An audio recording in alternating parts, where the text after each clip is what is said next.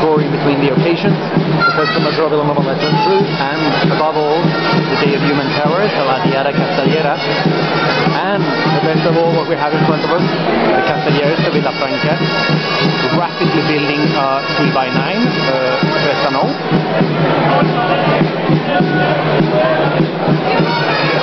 With an amazing both speed and stability, I think.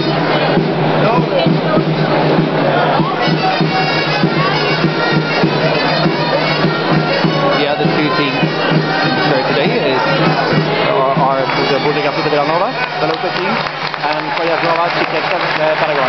Here this construction was crowned, it was Caragas.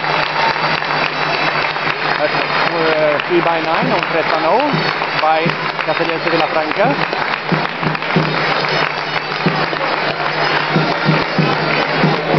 You can see that the Josus, the first children who are 2 per level, were very calm as this was both completed and when they started to climb down again. That is amazing. It's really nice to see.